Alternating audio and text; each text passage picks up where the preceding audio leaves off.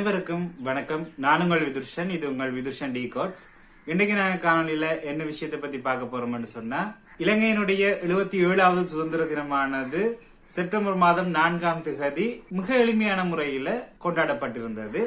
இந்த சுதந்திர தினத்தினுடைய செலவுகள் பற்றிய ஒரு பதிவுகளை இன்றைக்கு சமூக வலைத்தளங்கள்ல அவதானிக்க கூடியதாக இருக்குது. அதுல ஒரு ஒப்பீடோட சொல்லி இருக்கிறாங்க. அதாவது ஒரு பக்கத்துல 2024ஆம் ஆண்டுக்குரிய செலவும், அதே போல மற்ற பக்கத்துல 2025ஆம் ஆண்டுக்குரிய செலவுன்னு சொல்லி இரண்டு செலவீடுகளையும் ஒப்பீடு செய்யற மாதிரியான பதிவுகள் இன்றைக்கு எங்களுக்கு சமூக வலைத்தளங்கள்ல அவதானிக்க கூடியதாக இருக்குது.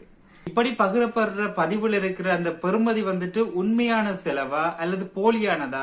அப்படி போலியானதாக இருந்தால் உண்மையாக எவ்வளவு சுதந்திர தினத்துக்கு ஒதுக்கப்பட்டது செலவழிக்கிறதுக்கு அப்படியான விஷயங்களை பற்றி தான் இந்த காணொலியில பார்க்க போறோம். வாங்க காணொலிக்குள்ள போகலாம். அதுக்கு முன்னாடி நீங்க நம்ம சேனலை சப்ஸ்கிரைப் பண்ணலன்னு சொன்னா இப்பவே சப்ஸ்கிரைப் பண்ணி கொள்ளுங்க. அதே போல பக்கத்துல இருக்க பெல் ஐக்கனை கிளிக் பண்ணி ஆல் என்ற ஆப்ஷனை எனேபிள் பண்ணி கொள்ளுங்க. அப்பதான் நான் போடக்கூடிய வீடியோஸ் எல்லாத்தையும் உங்களுக்கு உடனுக்குடன் பார்த்துக் கொள்ளக்கூடிய மாதிரி இருக்கும். சரி, வாங்க வீடியோக்குள்ள போகலாம். இந்த மாசம் 4ஆம் தேதி இலங்கையினுடைய ஜனாதிபதியான அனுரகுமார திசாநாயக்கா, அதே போல பிரதமர், பாராளுமன்ற உறுப்பினர்கள், எதிர்கட்சி தலைவர்கள், அதே போல வெளிநாட்டு தூதுவர்கள், அமைச்சர்களினுடைய செயலாளர்கள், அதே போல சர்வ மதகுருமார்கள், பொதுமக்கள் என பல்லாயிரக்கணக்கானவர்களினுடைய பங்கு பெற்றலோட கொழும்பில அமைந்திருக்கிற சுதந்திர சதுக்கத்துல இலங்கையினுடைய 77வது சுதந்திர தின கொண்டாட்ட நிகழ்வுகள் நடைபெற்றிருந்தது. அதுக்கு பிறகு குறிப்பா நேற்று இன்றைக்கு எல்லாமே சமூக வலைத்தளங்கள்ல இப்ப நீங்க இந்த திரையில பார்த்து கொள்ளக்கூடிய மாதிரி இருக்கிற இந்த பதிவு தான் அதிகளவான இந்த சமூக வலைத்தள பயனாளர்களால பகிரப்பட்டு கொண்டு வருது. இந்த பதிவுல நாங்க பார்த்தோம்னு சொன்னா 2024ஆம் ஆண்டு சுதந்திர தினத்துக்கு 200 பில்லியன் ரூபாய் செலவாகியதாகவும், 2025ஆம் ஆண்டு சுதந்திர தினத்துக்கு 87 பில்லியன் ரூபாய் செலவாகியதாகவும், கிட்டத்தட்ட 113 மில்லியன் ரூபாய் ரெண்டோட ஒப்பிடும் போது இந்த வருடம் குறைவாக செலவழிக்கப்பட்டிருக்கு. அதாவது 56.3% இது குறைஞ்சிருக்கு, டிக்ரீஸ் ஆயிருக்கு அப்படின்ற உள்ளடக்கின மாதிரி தான் இந்த பதிவு பகிரப்பட்டு கொண்டு இருக்குது.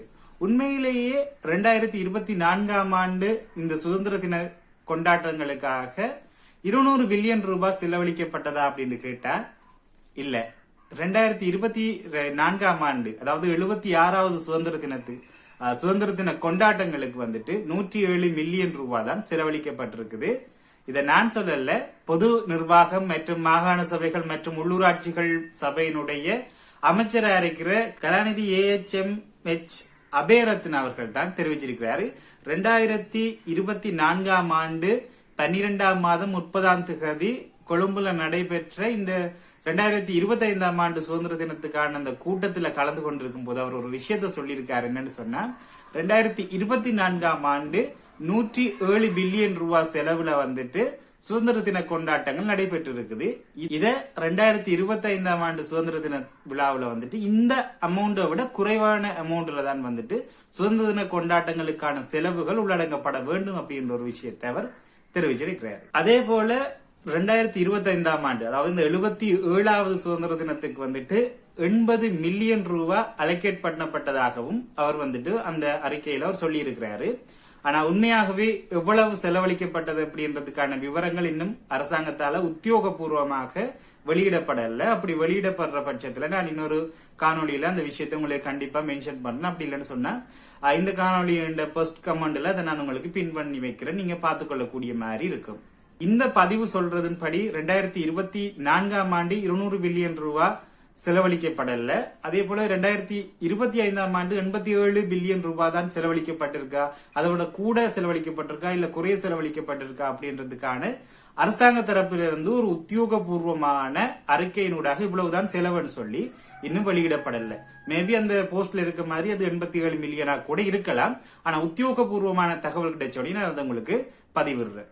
கடந்த காலங்கள்ல எப்படியான செலவுகள் இந்த சுதந்திர தின கொண்டாட்டங்களுக்காக செலவழிக்கப்பட்டிருக்கு அப்படின்னு சொல்லி பார்த்தோம்னு சொன்னா, 2018ஆம் ஆண்டு 86.8 மில்லியன் ரூபாய் செலவழிக்கப்பட்டிருக்குது. அதே போல 2019ஆம் ஆண்டு 68.1 பில்லியன் ரூபாயும், 2020ஆம் ஆண்டு 63.1 பில்லியன் ரூபாயும் செலவழிக்கப்பட்டிருக்குது. அதே போல நாங்க 2021ஆம் ஆண்டு பார்த்தோம்னு சொன்னா 80.6 பில்லியன் ரூபாய் செலவழிக்கப்பட்டிருக்குது. அதே போல இது 2022ஆம் ஆண்டு 94.7 மில்லியன் ரூபாயாகவும், 2023ஆம் ஆண்டு 200 பில்லியன் ரூபாயாகவும் இருக்குது. அப்ப இந்த 200 மில்லியன் அப்படின்றது ஒரு 2024 23 ஒதுக்கப்பட்ட இல்லாட்டி இந்த 200 பில்லியன் சம்பந்தமான ஒரு நம்பர் வந்துட்டு கதைக்கப்பட்டிருக்குது. 547 மில்லியன் ரூபாய் அதுக்கு ஒதுக்கப்பட்டதாக அப்போதைய வெளிவிகார அமைச்சர் சொல்லி இருந்தாரு. இருந்தாலும் அரசாங்க தரப்பில இருந்து, அதாவது ஜனாதிபதியினுடைய ஊடக பிரிவுல இருந்து 11 மில்லியன் ரூபாய் தான் இந்த நிகழ்வுக்கு என்று சொல்லி ஒதுக்கப்பட்டிருக்கு அப்படியான விளக்கங்களும் கொடுக்கப்பட்டது. ஆனா அக்குரேட்டா எவ்வளவு ஒதுக்கப்பட்டது அப்படின்றதுக்கான ஒரு வெளிப்படையான ஒரு தரவுகளை எங்களுக்கு பெற்றுக்கொள்ள முடியாம இருக்குது. அதே போல 2024ஆம் ஆண்டு நாங்க பார்த்தோம்னு சொன்னா நாங்க ஏற்கனவே சொன்ன மாதிரி 107 பில்லியன் ரூபாய் ஒதுக்கப்பட்டிருக்குது. அதே போல 2025ஆம் ஆண்டுக்கு 80 மில்லியன் ரூபாய் ஒதுக்கப்பட்டிருக்கு அப்படின்ற தரவுகளை வந்துட்டு எங்களால பார்க்கக்கூடியதாக இருக்குது. இப்ப இந்த போஸ்டர் பதிவிடுறதன் மூலமாக அரசாங்கம் அப்படி இல்லைன்னு சொன்னா அரசாங்கத்தை சார்ந்து இருக்காக்கள் மக்களுக்கு என்னத்தை சொல்ல வாராங்கள் அப்படின்றது எனக்கு விளங்கல்ல. ஒருவேளை பழைய அரசாங்கங்களோட ஒப்படைப்புல நாங்க குறைவான செலவுல இந்த சுதந்திர தினத்தை கொண்டாடிட்டோம் அப்படின்னு சொல்றத மக்களுக்கு வெளிப்படுத்தணும் அப்படின்றதுக்காக இந்த பதிவை மேற்கொண்டிருக்காங்களான்னு தெரியல. இருந்தா கூட அத ஒரு உண்மையான தரவுகளை வந்துட்டு மக்கள் மத்தியில பகிர்றது எல்லாருக்கும் பிரயோசனமா இருக்கு. எல்லாருமே ஒரு விஷயத்தை ஏற்றுக்கொண்டுதான் ஒரு புதிய அரசாங்கத்துக்கு மக்கள் ஆணை கிடைச்சிருக்குது. அப்ப இன்னும் அரசாங்கமாக இருக்கட்டும், அரசாங்கத்துக்கு ஆதரவு அளிக்கக்கூடிய பொதுமக்களாக இருக்கட்டும், அந்த விஷயத்தை திரும்ப திரும்ப மக்கள் மத்தியில் ஒரு டிஸ்இன்ஃபர்மேஷனா நீங்க அதை கொண்டு போகும்போது இருக்கிற மக்களுக்கு, அதாவது அரசாங்கத்தின் மீது ஒரு நம்பிக்கை இருக்கிற மக்களும் அவங்க நம்பிக்கை இழக்கிறதுக்கான ஒரு வாய்ப்பை இப்படியான பதிவுகள் ஏற்படுத்தும் அப்படின்றது என்னுடைய ஒரு தனிப்பட்ட ஒரு பாயிண்ட் ஆஃப் வியூவா இருக்குது. அரசாங்க செலவினங்களை குறைச்சி இப்படியான நிகழ்வுகளை நடத்துறதுன்றது உண்மையிலே வரவேற்கக்கூடிய ஒரு விஷயம் தான். ஆனா நல்லாட்சி அரசாங்கம் என்று சொல்லப்படுகின்ற அரசாங்கத்துல இப்ப அரசாங்கம் ஒதுக்குனதை விட குறைவான நிதி ஒதுக்கப்பட்டு சுதந்திர தினங்கள் நடைபெற்றிருக்கு அப்படின்றதையும் இந்த இடத்துல நாங்க சுட்டிக்காட்டப்பட வேண்டிய ஒரு விஷயமா இருக்குது.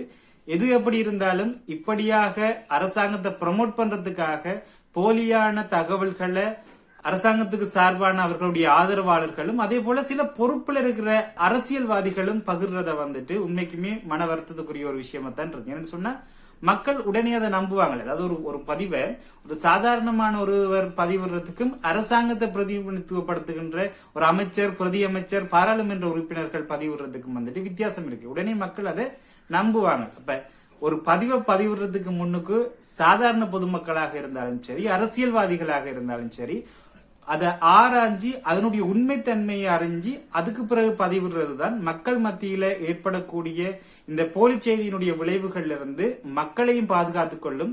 அதனூடாக வரக்கூடிய இந்த வாத பிரதிவாதங்களையும் இந்த டிஜிட்டல் வெளிகள்ல இருந்து தவிர்த்து கொள்ளக்கூடிய மாதிரி இருக்கும் அப்படின்ற ஒரு கருத்தை தெரிவிச்சு கொண்டு இந்த காணொலியை நான் நிறைவு செய்கிறேன்.